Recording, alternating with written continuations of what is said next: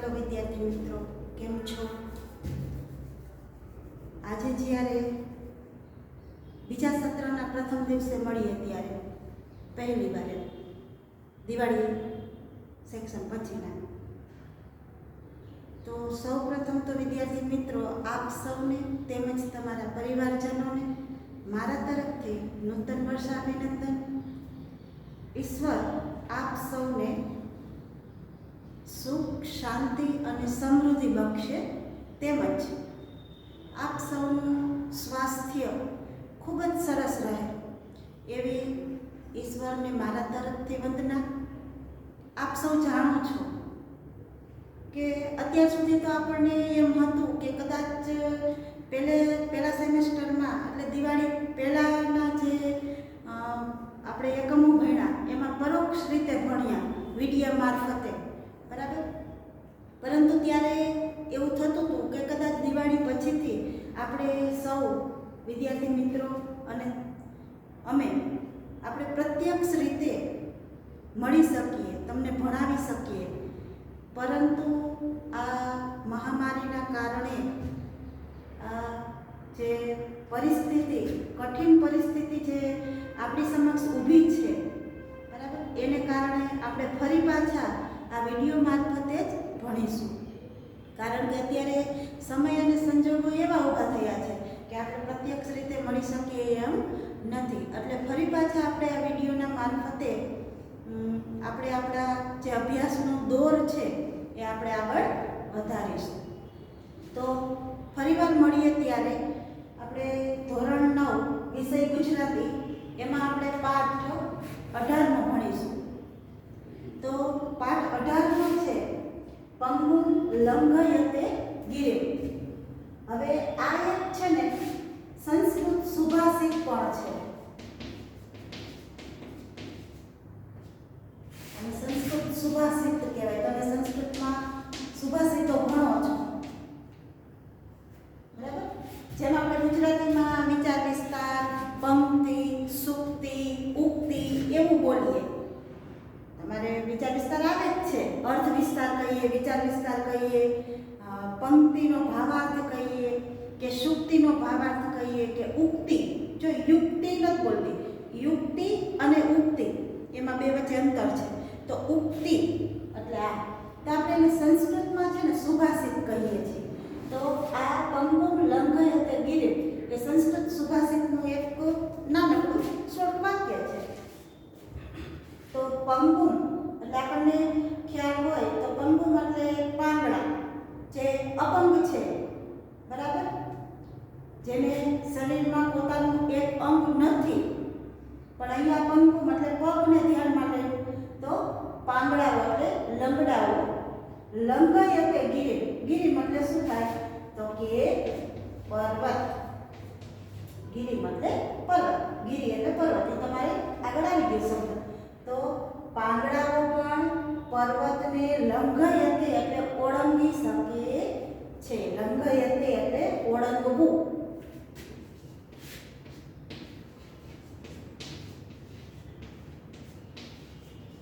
ઓળંગવું, બરાબર. તો પાંગડાઓ પણ પર્વતને ઓળંગી શકે છે. તો ક્યારે ઓળંગી શકતા હોય? જે અપંગ હોય એ પર્વતને ક્યારે ઓળંગી શકે? તો આ પાઠમાં જે પાત્ર છે અરુણિમા નામનું એક યુવતી છે, બરાબર, યુવાન વયની એટલે યુવતી કીધી છે. તો એ અરુણિમા નામની જે છોકરી છે, યુવતી છે, એ એના જીવન વિશે જો રેખાચિત્ર, આ પાઠનો સાહિત્ય પ્રકાર શું કહેવાય? આને સાહિત્ય પ્રકાર કહેવાય, બરાબર. તો રેખાચિત્ર એ સાહિત્ય પ્રકારના આવશે. તો રેખાચિત્ર એટલે કોઈના જીવન વિશેની માહિતી. તો એ રેખાચિત્ર છે એ મેં કીધું એમ આગળ કે અરુણિમા નામની યુવતી છે, એના જીવન વિશેની માહિતી છે. પછી સંકલિત, તો આ કઈ પાઠના લેખક કે એનું નામ નથી. સંકલિત એટલે શું તો કે માહિતી એકત્રિત કરેલી હોય. માહિતી એકત્રિત, સંકલિત એટલે શું તો કે માહિતી એકત્રિત કરેલી હોય એને સંકલિત, કોઈના જીવન ચરિત્ર વિશેની માહિતીને સંકલિત એકઠી કરેલી હોય, જેને આપણે કહીએ સારી સરળ ભાષામાં. તો માહિતી એકત્રિત કરેલી હોય તો એ સંકલિત, બરાબર છે. એટલે સંકલિત છે એ સાહિત્ય પ્રકાર કે એમાં શેમાંય આવે નહીં. આ પાઠનો સાહિત્ય પ્રકાર પૂછે તો એ રેખાચિત્ર જ આવે. હવે એક વાત બીજી કે સંકલિત જે હોય એના લેખક હોય નહીં. હા, પટ લેખક હોય, આ લેખક હોય, સમજાય છે, જેણે માહિતી એકઠી કરેલી હોય એનું નામ કદાચ આવી શકે. તો જે આપણે આ પાઠમાં ભણવાનું છે રેખાચિત્ર અરુણિમા વિશેનું, એ સંકલિત કરેલી માહિતી છે. તો આ રેખાચિત્રના કોઈ લેખક કે લેખિકા છે નહીં. પણ હમણાં મેં કીધું કે સંકલિત કરેલી માહિતી કોઈના વિશે હોય તો જેણે સંકલિત કરેલી હોય એ પટ લેખક કે આ લેખક તરીકે ઓળખાતા હોય. આ લેખક એને લખેલું ન હોય પણ કોઈના વિશેની માહિતી એકત્રિત કરેલી હોય તો એ સંકલિત. તો એ આ પાઠની માહિતી કેવી એકત્રિત કરેલી છે તો કે હેતલ નાયકે. હેતલ નાયક. કદાચ તમને ક્યારે એક્ઝામમાં પૂછી નાખે, પરીક્ષામાં પૂછી નાખે કે પંગુમ લંઘ હેતે ગિરી ના લેખક કે લેખિકા ઓળખાવો, તો આપણે આ લેખક કરી અને હેતલ નાયક એવું લખવું પડે, કારણ કે એને સંકલિત કરેલી માહિતી છે. ત્યાર પછીથી હવે મેં તમને આ ત્રણેય વિશેની માહિતી આપી. ત્યાર પછી આપણે આ પાઠનો જે મેઇન ઉદ્દેશ્ય છે, આ પાઠ જો આપણા અભ્યાસક્રમમાં મૂકવા પાછળનું કોઈ કારણ તો હોય ને, તો શું છે મેઇન કારણ? તો ભાઈ આ પાઠમાં એક જે યુવાન યુવતી છે, બરાબર, અરુણિમા નામની, એનો જે અડગ આત્મવિશ્વાસ છે ને એની વાત કરેલી છે. કોઈ પણ અપંગ વ્યક્તિ હોય તો એ ક્યારે અપંગ, સાચા અર્થમાં એ અપંગ ક્યારે ગણાય? તો ભાઈ જ્યારે મનથી ભાંગી પડે ને ત્યારે એ સાચા અર્થમાં અપંગ ગણાય. મનથી ભાંગી પડે, બરાબર. આમ એ તનથી તો ભાંગી પડેલો હોય, કારણ કે એના શરીરનું જે અમૂલ્ય અંગ છે એ અત્યારે એની પાસે નથી, પણ છતાંય જ્યારે કોઈ પણ વ્યક્તિ હોય એ મનથી જ્યાં સુધી ભાંગી ના પડે ને ત્યાં સુધી એ જેમ કહેવાય ને પંગુમ, એટલે પાંગડા ગણાતા નથી. તો અહીંયા આ યુવતીના જીવનમાં જે અડગ આત્મવિશ્વાસ છે ને એનું વર્ણન કરેલું છે કે ભાઈ ગમે એટલી જીવનમાં પરિસ્થિતિ આવે છતાંય આપણે કોઈની સામે ઝૂકી ન જઈએ અને એનો હિંમતપૂર્વક સામનો કરીએ, એ અડગ આત્મવિશ્વાસની વાત છે. કોઈ પણ આ પાઠમાં આપણે એ જ શીખવાનું છે કે આપણા મનની જે નબળાઈઓ છે ને એને દૂર કરી અને કોઈ પણ પરિસ્થિતિ આવે, અત્યારે જ માની લ્યો, અહીંયા મેં કીધું કે ભાઈ નાની નાની બાબતોમાં નિરાશ અને હતાશ થવાને બદલે આપણે સૌ એ જે પરિસ્થિતિ આવી હોય એને પ્રેરણારૂપ બનીએ અને એને પાછળ મૂકી દઈએ પરિસ્થિતિને અને આપણે આગળ ધપી જઈએ. તો એનું એક અત્યારે જીવતું જાગતું ઉદાહરણ છે જ આપણી સમક્ષ, બરાબર ને. અત્યારની જે કોરોના મહામારી છે એ એક મુશ્કેલીનું આપણી સમક્ષ આવી જ ગઈ છે. તો આપણે એને ઇગ્નોર નથી કરી દેવાની, એ છે જ, પણ એનાથી સાવધાન રહી કંઈ નિરાશ થઈ અને એમને બેસી રહીશું તો પણ ચાલશે નહીં. આપણે આપણી કોશિશ છે એ જારી રાખશું અને એમાંથી બહાર નીકળવાનો આપણે પ્રયત્ન કરશું. એટલે નિરાશ કે હતાશ થનારા એવા આપણે હોવા જોઈએ નહીં. એટલે આ પરિસ્થિતિની સામે પણ આપણે નિરાશ કે હતાશ થવાનું નથી. અડગ આત્મવિશ્વાસ રાખી અને આપણે જે આપણું કાર્ય છે ને એને આપણે કઈને જવાનું છે. ત્યાર પછી એક એવી પણ વાત છે આ પાઠમાં કે મનુષ્ય ધારે તો શું ન કરી શકે, બરાબર જ છે ને. કાળા માથાનો માનવી ધારે તો શું ન કરી શકે, બધું જ કરી શકે છે. કોઈ પણ માણસ, નાનામાં નાનો માણસ હોય ને એ પણ જો એના મનમાં એક વખત નક્કી કરી લે કે મારે આ કાર્યને પાર કરવું જ છે, બરાબર છે, તો એ ધારે કરી શકે એમ છે. એનામાં એટલી બુદ્ધિ શક્તિ તો છે કે એ પોતાના સંકલ્પને વાળી બતાવે. એનું એક ઉદાહરણ દઉં તો આપણા જે મહાનુભાવો છે જેને દેશની આઝાદી અપાવવામાં પોતાનો અમૂલ્ય ફાળો આપ્યો છે, એમાં જ આપણે સૌપ્રથમ ગાંધીજીનું જ ઉદાહરણ લઈ લઈએ.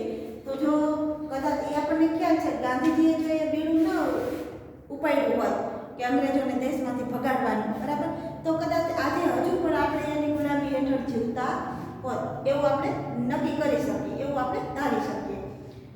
એ વિચાર કે આમ ગાંધીજીને તમે જુઓ તો એ કેવા દુબળા પતલા, આમ એને જોઈ તો એમ થાય કે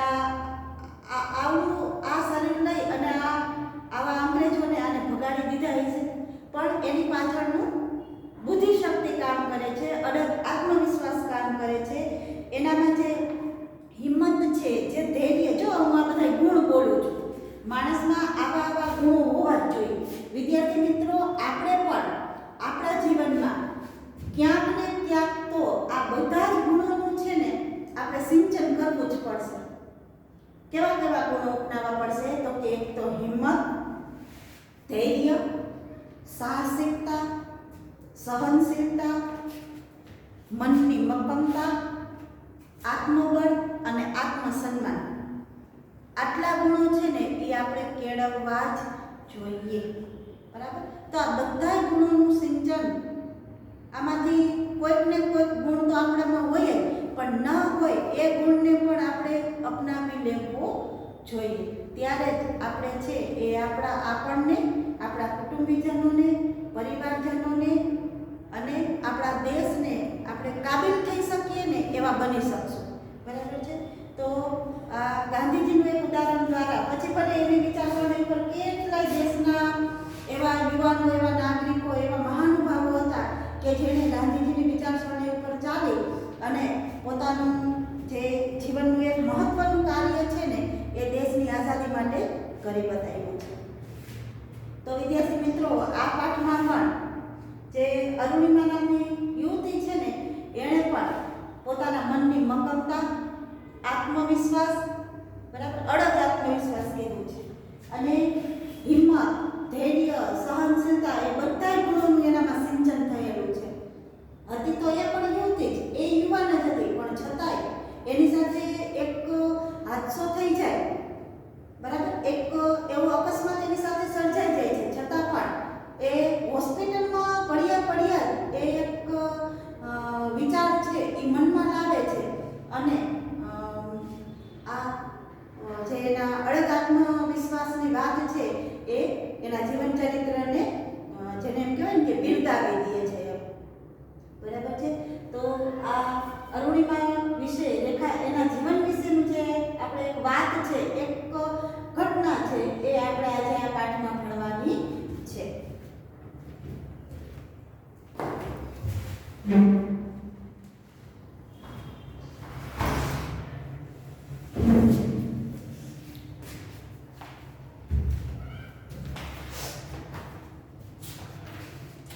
તો આ પાઠની શરૂઆત જો ક્યારે ગમે તે એકમ તમે ભણતા હોય ને, ગમે તે પાઠ ભણતા હોય ત્યારે ક્યારેક પહેલેથી સાદી સરળ ભાષામાં પહેલેથી જ છે ને આખી જે આપણે સ્ટોરી કહેતા હોય કે કહાની કહેતા હોય કે એ પહેલેથી આમ સરળ રીતે મૂકેલી હોય.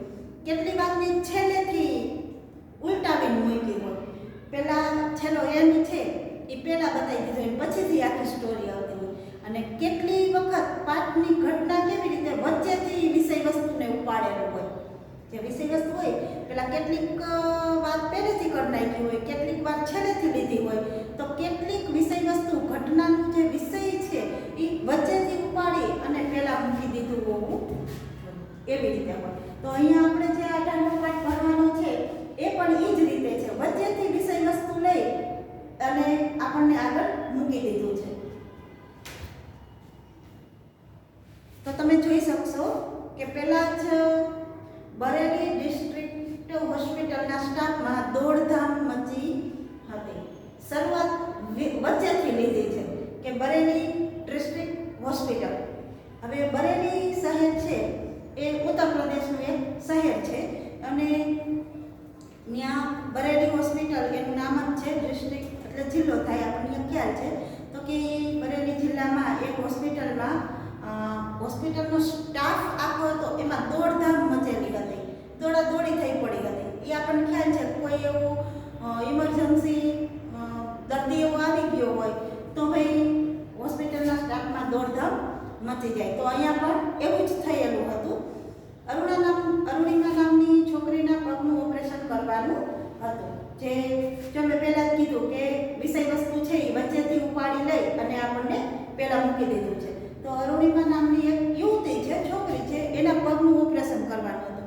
પરંતુ ચિંતાજનક બાબત એ હતી કે એ જે બરેલી હોસ્પિટલ હતી એ હોસ્પિટલમાં લોહી માટે કોઈ વ્યવસ્થા હતી નહીં, કે દર્દીને બેહોશ કરવા માટે જે એનેસ્થેસિયાની સુવિધા હોય એ પણ આ બરેલી હોસ્પિટલમાં એવી સુવિધા નહોતી, લોહીની કે એનેસ્થેસિયા એટલે આપણે સાદી સરળ ભાષામાં આપણે એમ કહીએ બેહોશ કરવાની જે દવા ટોપી સુંઘાડવામાં આવે, આપણે સાદી ભાષામાં હાવ તળપદા શબ્દમાં કહીએ. તો આ બરેલી હોસ્પિટલમાં આ અરુણિમા નામની યુવતીના પગનું ઓપરેશન તો કરવાનું હતું, પણ એ હોસ્પિટલમાં કોઈ લોહીની વ્યવસ્થા કે કોઈ એનેસ્થેસિયાની સુવિધા હતી નહીં. અરુણિમા છે એ અર્ધભાન અવસ્થામાં, અર્ધભાન એટલે અડધી ભાનમાં હતી અને અડધી બેહોશ, કારણ કે એ જે પરિસ્થિતિમાં અહીંયા હોસ્પિટલમાં લવાઈ હતી એને કારણે એની એવી હાલત હતી કે અર્ધભાન અવસ્થામાં એ હતી. બરાબર. તો અર્ધભાન અવસ્થામાં પણ આ જે સ્ટાફ છે, આ ડૉક્ટરો છે, એની એ ચર્ચા બધી સાંભળતી હતી અને એણે ડૉક્ટરને હિંમતથી કીધું પણ ખરું. શું બોલે છે જો કે સરજી, મારો પગ કપાયો, હું આખી રાત રેલવે ટ્રેક ઉપર પડી રહી, મારો પગ કપાણો. હવે જો આ હાલત છે એ પહેલાં મેં તમને કીધું કે કેવી એની સ્થિતિ હતી, છતાં એ અર્ધભાન અવસ્થામાં શું કામ હતી? તો કે એનો પગ કપાયો એ આખી રાત રેલવે ટ્રેક ઉપર એટલે પાટાઓની વચ્ચે સાઈડમાં, બરાબર, એ પડી રહી હતી. મેં ભયંકર વેદના સહન કરી. વેદના એટલે શું થશે? તો કે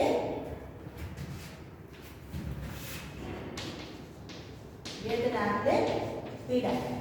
મેં ભયંકર પીડા સહન કરી છે.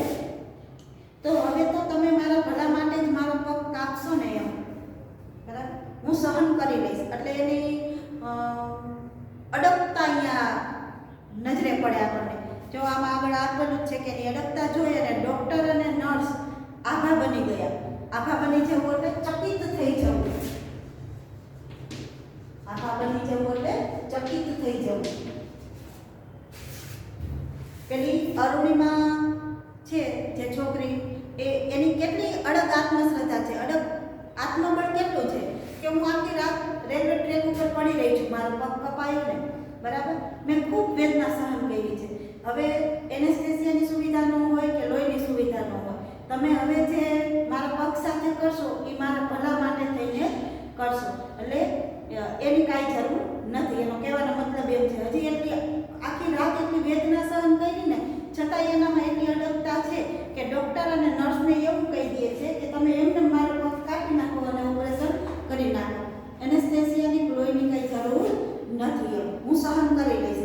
એવી જ્યારે અડગ આત્મબળ જોવે છે ત્યારે એ વાત સાંભળી અને ડૉક્ટર અને નર્સ આ બંને છે ને આભા બની જાય, એટલે આશ્ચર્યચકિતમાં મુકાઈ જાય છે કે આવડી યુવતીની કેટલી અડગતા, એમ કેટલી એનામાં સહન શક્તિ છે, એ પીડાને કેટલી સહન કરી શકે છે, એ વાત છે એ અહીં સિદ્ધ થાય છે. એ બંનેમાં એટલે ડૉક્ટર નર્સ એ બધામાં છે ને માનવતા જાગી ઉઠે છે, એને લાગણી ઉભરાઈ આવે છે આ યુવતી પ્રત્યે. અને હોસ્પિટલના ડૉક્ટર અને ફાર્માસિસ્ટે રક્તદાન કર્યું. એના આ અરુણિમાની અડગતા જોઈ, નિર્ભયતા જોઈ અને આભા તો બની જ જાય છે, આશ્ચર્યચકિત તો થઈ જ જાય છે, પણ સાથે સાથે એનામાં માનવતા પણ જાગી આવે છે ડૉક્ટરોનો. એટલે ત્યાંના ડૉક્ટર અને ફાર્માસિસ્ટ, હવે ફાર્માસિસ્ટ એવો શબ્દ આવ્યો,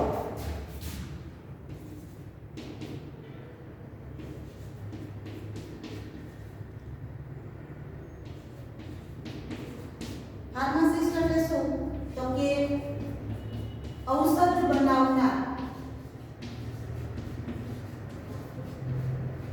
ઔષધ એટલે દવા, ફાર્માસિસ્ટ એટલે ઔષધ બનાવનાર, દવા બનાવનાર, બરાબર. તો ડોક્ટર અને ફાર્માસિસ્ટે રક્તદાન કર્યું. રક્ત એટલે આપણને ખબર છે લોહી. રક્ત એટલે શું થશે? લોહી. બંને ઓપરેશન વખતે એના ડોક્ટરો અને ફાર્માસિસ્ટ એટલે ઔષધ બનાવનાર, દવા બનાવનાર એને રક્તદાન કરે છે એટલે લોહી આપે છે. અને એનેસ્થેસિયા વિના એટલે બેહોશ કર્યા વિના અરુણિમાના પગનું ઓપરેશન થઈ જાય છે. ભયંકર વેદના પરિસ્થિતિમાં તેનો પગ અલગ કરાયો. એ પીડાનું સ્મરણ આજે પણ તેના રૂવાડા ઊભા કરી દે છે.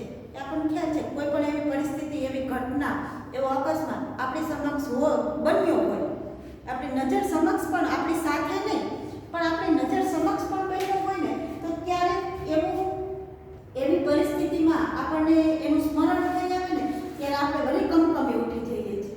જો એવો અકસ્માત આપણી સમક્ષ બન્યો હોય ત્યારે, બરાબર. તો એનું અરુણિમાને પણ એ પરિસ્થિતિનું જ્યારે સ્મરણ થાય છે, યાદ આવે ત્યારે એવું કહે છે કે આજે પણ એટલે યાદ કરે છે ત્યારે પણ એના રૂવાડા છે, રૂવાડા એટલે આપણા શરીરના એક એક અંગના એક એક નાના નાના છિદ્ર જેને આપણે કહીએ એ પણ ઊભા કરી દે છે, એટલે ધ્રુજાવી દે છે. ત્યાર પછી આ વચ્ચેથી ઘટના લીધી. હવે આગળથી કે કેવી રીતે એ પગ કપાયો ને કેવી રીતે હોસ્પિટલમાં પહોંચાડાય અને એ જે અરુણિમા છે એ પહેલાં શું હતી અને પછી શું થશે એના વિશેની આગળ માહિતી છે. તો કે 2011ની 11 એપ્રિલે અરુણિમા CISFમાં જોડાવા માટે ઇન્ટરવ્યૂ આપવા પદ્માવત એક્સપ્રેસમાં લખનૌથી દિલ્હી જઈ રહી હતી. 2011ની જ વાત છે એટલે આપણે કંઈ બહુ એનાથી દૂર નથી, બરાબર. તો કે 2011ની 11 એપ્રિલ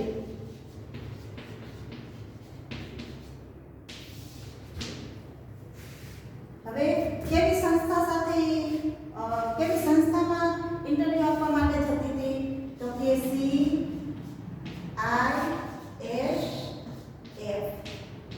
બરાબર. CISF એટલે શું થશે એનું આપણે ગુજરાતી ડાયરેક્ટ કરીએ તો કેન્દ્રીય સુરક્ષા બળ સંસ્થા. કેન્દ્રીય સુરક્ષા બળ સંસ્થા, બરાબર. ગુજરાતીમાં કરીએ તો કેન્દ્રીય સુરક્ષા બળ સંસ્થા. અને આનું ફૂલ ફોર્મ કરીએ તો ભાઈ centre institute security of forest. Centre institute security of forest, બરાબર. એટલે કેન્દ્રીય સુરક્ષા બળ સંસ્થા.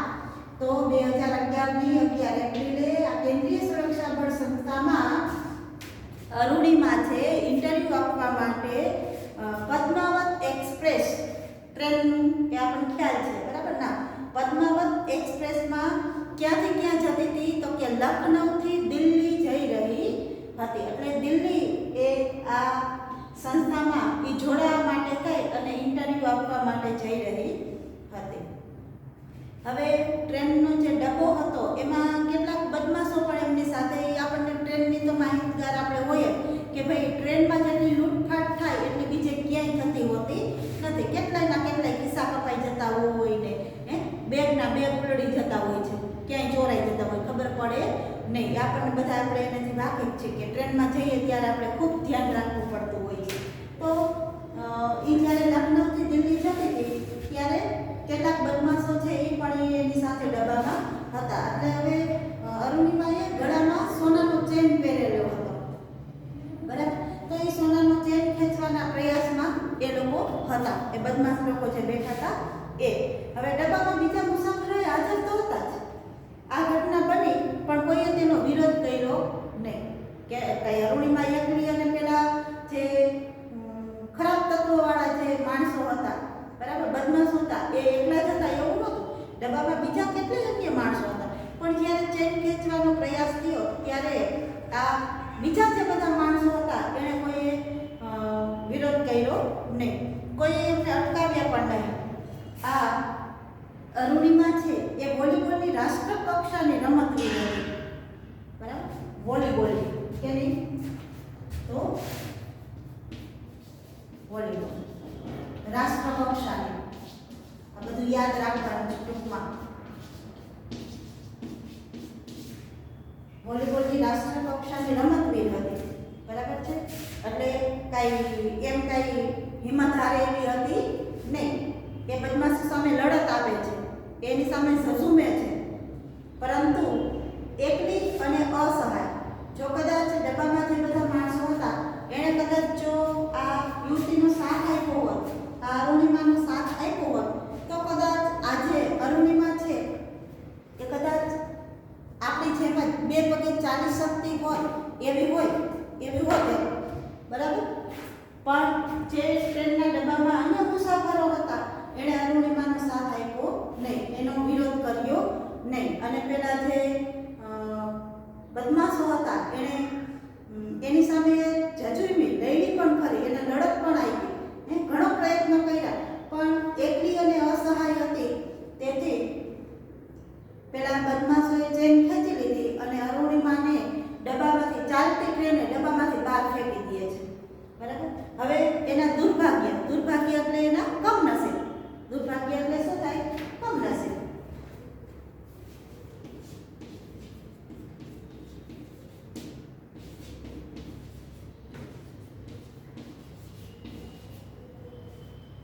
હવે દુર્ભાગ્ય એટલે એવું, ભાગ્ય પણ ખરાબ એટલું કે જ્યારે ફેંકાણી ત્યારે સામેથી બીજી ટ્રેન પસાર થઈ રહી હતી અને એના ઉજ્જવળ ભવિષ્યને કચડતી ગઈ. ઉજ્જવળ ભવિષ્ય કહેવાય ને, કારણ કે એ તો આવા સરસ મજાની સંસ્થામાં ઇન્ટરવ્યૂ આપવા માટે જતી હતી. તો ઇન્ટરવ્યૂ આપવા જતી હતી ત્યારે જ ટ્રેનમાં બદમાશોએ એની સાથે ચેન ખેંચવાનો પ્રયાસ કર્યો. ડબ્બામાં કોઈ મુસાફરોએ સાથ ન આપ્યો, તો એકલી અને અસહાયને કારણે પેલી ચાલતા ડબ્બામાંથી પેલીને ફેંકી દીધી અને જે બીજી ટ્રેન પસાર થઈ રહી હતી એ એના ઉજ્જવળ ભવિષ્યને કચડતી જાય છે. ભાવિ એટલે ભવિષ્ય. બરાબર, અરુણિમાનો ડાબો પગ ટ્રેન નીચે કપાયો, ડાબો પગ કપાઈ જાય છે. લોહી લુહાણ હાલતમાં આખી રાત એ મદદ માટે બૂમ પાડતી રહી.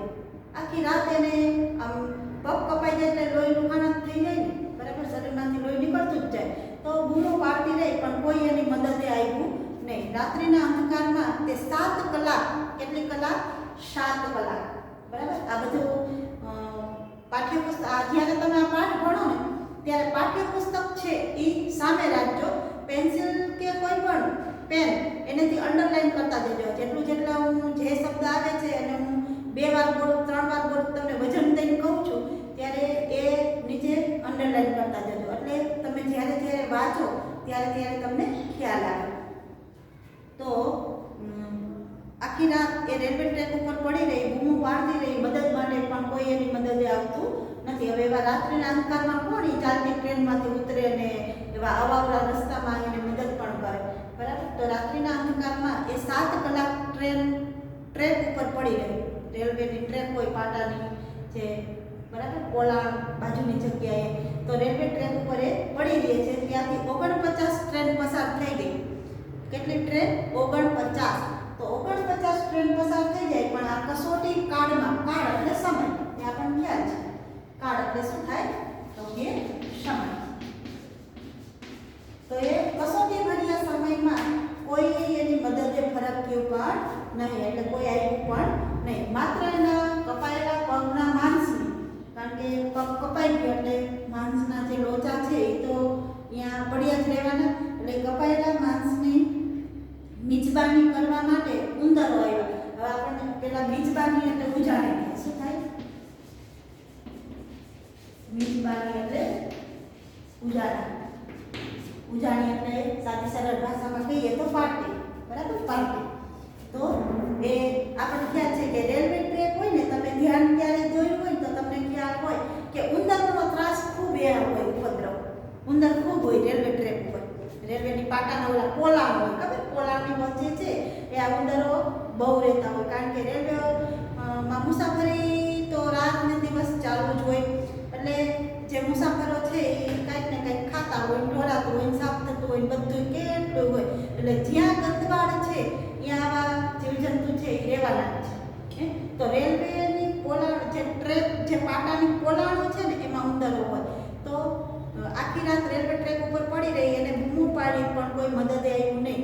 કોઈ ઉજાણી કરવા માટે જો કોઈ આવ્યું હોય, ઉજાણી એટલે મેં કીધું કે બીજબાની, આપણે સાદી સરળ ભાષામાં કહીએ તો પાર્ટી, તમને સમજાઈ જાય એવો શબ્દ. તો એ પાર્ટી માટે માત્ર ઉંદરો છે એ જ આવે છે. અરુણિમાનો ડાબો પગ માત્ર ચામડી ફેર લટકતો હતો, ચામડી ફેર લટકતો, બાકી આમ કચડાઈ ગયો હતો. જમણા પગના હાડકાના ઘણા ટુકડા થઈ ગયા હતા, એટલે એમાં ફ્રેક્ચર ટુકડા થવા એટલે એમાં જમણા પગના હાડકામાં ઘણા ફ્રેક્ચરો થઈ ગયા હતા અને એની કરોડરજ્જુમાં પણ તિરાડ પડી હતી. હવે ચાલતી ટ્રેને કોઈને ફેંકી દેવામાં આવે આ તો એનું સદભાગ્ય કહેવાય કે ભાઈ બચી ગઈ. નહીંતર ચાલુ ટ્રેને ફેંકી દેવામાં આવે તો કાંઈ એ માણસ બચી ન શકે. તો આને વિચારો કે કેટલી મુશ્કેલી એવી.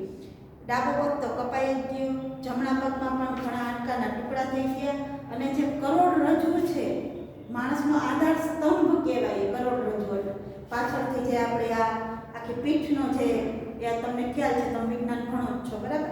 તો જે કરોડરજ્જુ છે એમાં પણ તિરાડો પડે છે. તે ચીસો પાડતી, સહન કરતી, રડતી આખી રાત રેલવે ટ્રેક ઉપર પડી રહે છે. સવારે કોઈની નજર પડે અને તેને બરેલી હોસ્પિટલમાં લઈ જવામાં આવે છે, અહીંયાથી નજીક બરાબર.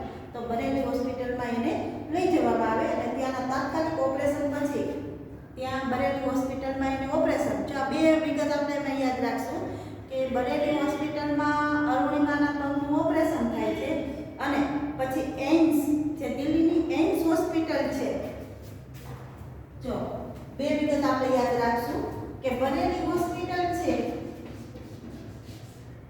બરેલી હોસ્પિટલ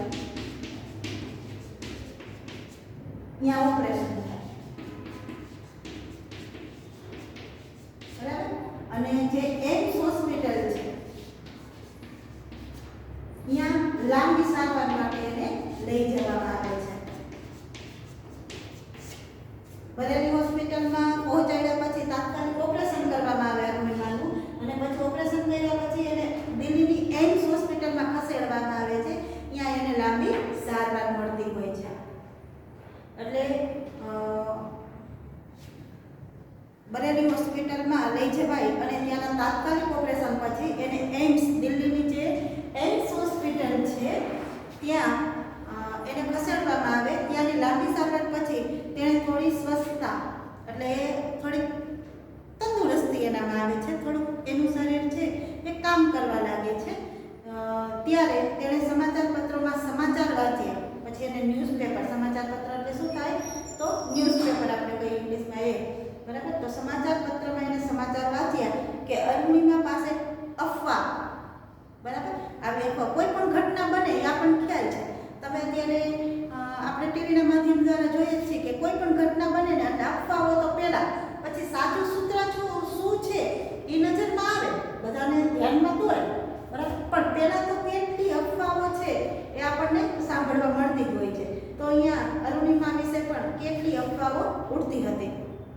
અરુણિમાએ પણ વાંચ્યું ન્યૂઝપેપરમાં કે અરુણિમા પાસે ટિકિટ ન હતી ને એટલે એને આત્મહત્યા કરવા માટે કૂદી હતી, એટલે છે ને આવું બન્યું. આવી અફવા ફેલાય કે અરુણિમા પાસે ટિકિટ ન હતી. હવે આ રાષ્ટ્રકક્ષાની વોલીબોલની રમતવીર ખેલાડી હોય અને એવી અડગ આત્મવિશ્વાસવાળી યુવતી હોય તો એ ટિકિટ ન લે એવું બને? ટિકિટ વિના કોઈ ટ્રેનમાં બેસે હે? તો આવી અફવાઓ છે એણે વાંચેલી હતી. બીજા પક્ષે એના પરિવારજનોએ આ અફવાનું ખંડન કર્યું હતું. ખંડન કરવું એટલે શું થાય તો વિરોધ દર્શાવવો. ખંડન એટલે વિરોધ દર્શાવવો.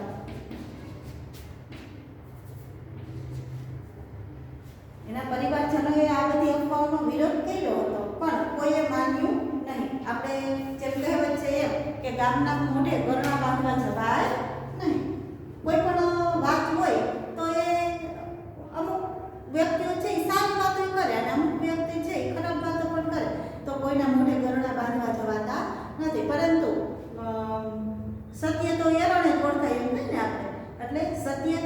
તો 12 ને એક દિવસ આવવાનું જોઈએ. તો અહીંયા અરુણિમા વિશે ઘણી અફવાઓ ઉડી, એના પરિવારજનોએ એનું વિરોધ પણ દર્શાવ્યો, પણ કોઈ એમ માને એવા હતા નહીં. જેમ કહેવાય કે સત્ય તો સમયની એરણે ઓળખાય છે, એટલે સત્ય હંમેશા સાચું જે વાત છે એ આવીને ઊભી જ રહે છે. હવે એણે પોતાના જીવનની દિશા બદલવાનું નક્કી કરી નાખ્યું.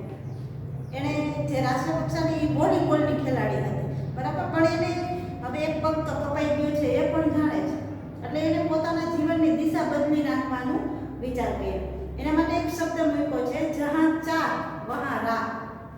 ચાહ એટલે ઈચ્છા, તો કે જે ઈચ્છા, જે કાર્યની ઈચ્છા હોય ને એના માટે રાહ એટલે રસ્તો, એના માટેનો રસ્તો આપણને મળી જ જતો હોય છે.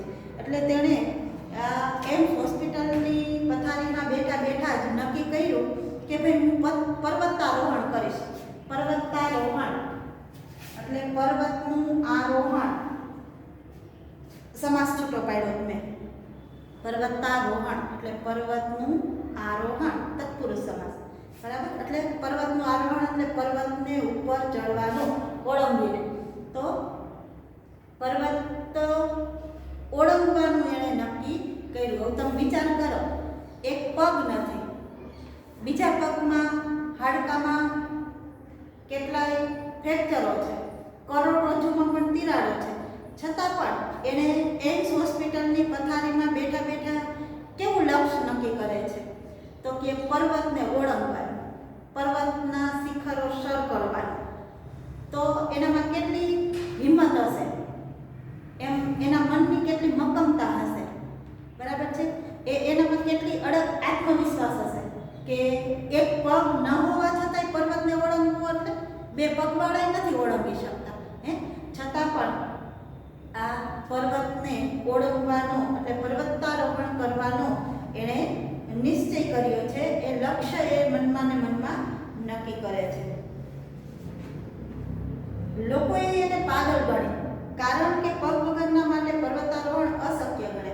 હવે જ્યારે લોકોને આવી વાત સંભળાને કે અરુણિમા તો ભાઈ પર્વતારોહણ કરવાનું વિચારે, તેણે બધા એવું વિચારવા લાગ્યા કે અરુણિમા પાગલ થઈ ગઈ છે, એની સાથે અકસ્માત થયો ને એટલે એની મનની છે ને ડગરી છે એ ખસી ગઈ છે, તો પાગલ થઈ ગઈ છે એવું બધા વિચાર્યું. પણ કારણ કે એ બધા અશક્ય માનતા હતા, પગ ન હોય ને પર્વતારોહણ કરી શકે. પરંતુ અરુણિમા દ્રઢ સંકલ્પ શક્તિ હતી, એનામાં તો ખૂબ દ્રઢ સંકલ્પ શક્તિ ભરેલી હતી. પરંતુ પર્વતારોહણ માટે જરૂરી માર્ગદર્શન અને તાલીમ મેળવવા, એને માટે આર્થિક સહાય મેળવવી, એ બે કપરા પ્રશ્ન તેની સામે હતા. કપરા એટલે અઘરા, કપડું એટલે કેવું થાય? અઘરું,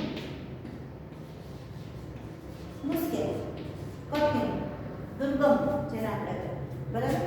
તો એની સામે બે પ્રશ્ન, એને દ્રઢ સંકલ્પ તો કરી લીધો, કારણ કે એનામાં આત્મવિશ્વાસ તો ખૂબ હતો, અડગ આત્મવિશ્વાસ હતો, અને હિંમત અને ધૈર્ય પણ હતા, બરાબર.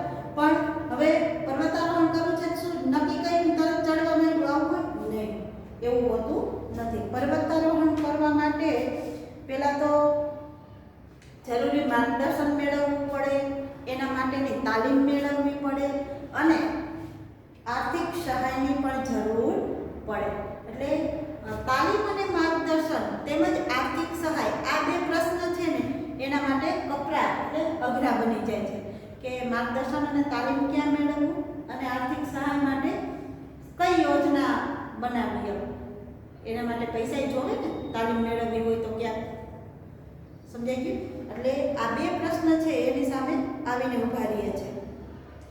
લોકોએ એનો સંકલ્પ પડતો મૂકવા સમજાયો, પરિવારજનોએ, સ્વજનોએ, બરાબર, કુટુંબીજનોએ, એના જે મિત્ર સ્નેહી સંબંધી હોય એણે, એ બધાએ એને આ સંકલ્પ પડતો મૂકી દેવો, એટલે તું આ સંકલ્પ મૂકી દે એવું એને સમજાવે છે. તારો એક પગ કપાઈ ચૂક્યો છે, બીજામાં રોડ છે, રોડ એટલે આપણે કીધું કે ડાબો પગ કપાઈ ગયો, અને જમણા પગના હાડકામાં પણ ટુકડા થઈ ગયા, એટલે એ હાડકાને જોડવા માટે થઈ અને એ જમણા પગમાં રોડ બેસાડ, રોડ એટલે આપણે સ્ટીલના સળિયા કે પ્લેટ કે એવું કહે ને એ, તો બીજા પગમાં પણ એ સળિયા એને ફિટ કરાયેલા હતા, અને અને કરોડરજ્જુમાં પણ તિરાડ, એટલે એ પણ નબળી થઈ ગઈ હતી. તો પરિવારજનો અને સગા સંબંધી એને સમજાવે છે કે તું સાજી થઈ જા, પછી કોઈક નોકરી કરજે એમ, તું પેલા સ્વસ્થ સાવ બની જા. પછી એને સમજાવે છે કે એક પગ તો તારો કપાઈ ગયો છે, બીજા પગમાં પણ રોડ એટલે સ્ટીલના સળિયા ફિટ કરેલા છે, અને કરોડરજ્જુ પણ એમાં તિરાડ પડેલી હતી, એ પણ નબળી છે. તો તું સાવ સાજી થઈ જાય, પછી ત્યાં સારી એવી નોકરી શોધી લેજે, એવું બધા એને સમજાવે છે. લોકોને એનું આ સમજાવવા પાછળનું કારણ શું હતું? તો કે લોકોનું એને જે બહારથી લોકો જોવે છે ને એને એનું અપંગ શરીર દેખાતું હતું. એ સ્વાભાવિક છે, બહારથી જોતા હોય તો એ દેખાય જ ને, એ જે સળિયા નાખ્યા હોય એને પગ કપાઈ ગયો હોય, તો આવું અસ્વસ્થ શરીર હોય, તો આવું બધું જોતા હતા અને એને સમજાવતા હતા. એટલે બહારથી લોકોને એનું અપંગ શરીર દેખાતું હતું, પણ એનો અડગ આત્મવિશ્વાસ કોઈને દેખાતો ન હતો. અંદરથી એનો જે અડગ આત્મવિશ્વાસ, એનો જે લક્ષ્ય નક્કી કર્યું, એને જે સિદ્ધ કરવાનું જે એને સ્વપ્ન હતું, એ કોઈને દેખાતું હતું નહીં. એટલે અરુણિમાનું અંતર છે આ દુર્ગમ લક્ષ્યને પામવા પ્રતિબદ્ધ થઈ ચૂક્યું હતું. અરુણિમાનું અંતર એટલે મન, દુર્ગમ લક્ષ્ય, દુર્ગમ એટલે કઠિન, દુર્ગમ એટલે કઠિન. તો અરુણિમાનું જે મન હતું, અંતર હતું, એ આ કઠિન લક્ષ્યને, લક્ષ્ય એટલે તો આપણને ખબર છે કે આપણું ઉદ્દેશ્ય, આપણું ધ્યેય, આપણો ગોલ જે છે તે, તો એ દુર્ગમ લક્ષ્યને પામવા માટે એનું મન કેવું થઈ ચૂક્યું હતું? તો કે પ્રતિબદ્ધ.